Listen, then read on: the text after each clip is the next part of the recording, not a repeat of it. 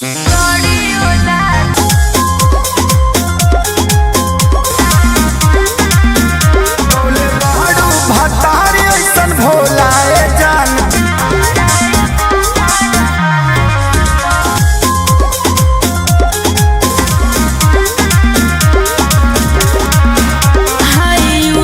का हाल बा, हो जाए तैयार, ठीक बा न। काहे से कि आ रहल बा गाना खेसारी लाल यादव यानी हमनी के हिट मशीन के आव ना बैठ जा। का भाई, हाँ आव ना बैठ जा। आखिर कहाँ बैठावल चाहत रहे खेसारी भैया।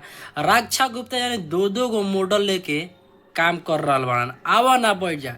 अभी गाना कहिया आई कहिया ना आई, एक फुल गारंटी रह के वीडियो के माध्यम में बताएं। अब कभी भी हम बता सकते हैं, अगर फुल वॉच करम तबे मालूम चली कि आव ना बैठ।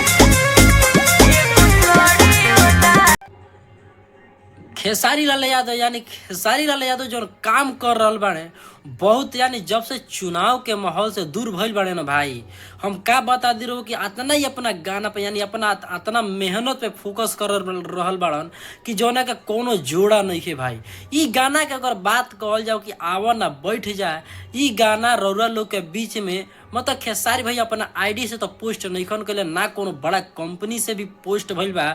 ई गाना के पोस्टर जौन बा पूरा भैया बता देते रौरा लोग के फेंक बा।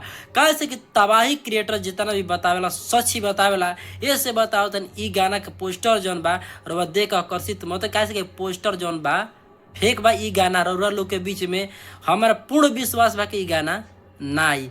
हो जाला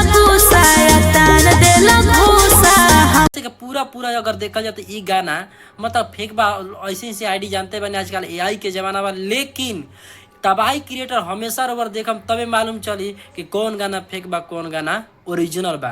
तो ये 110% बा ई गाना रोरा लोग के बीच में। ऐसा हमारा लगा था कि ना आई, ऐसा बाकी अगर नेक्स्ट वीडियो में बताइम और लोग कौन गाना भैया के आ रहा बा। तो चैनल के मतलब कि सब्सक्राइब कर दो, कमेंट में एक बार लिख दे कोई जय हो खेसारी।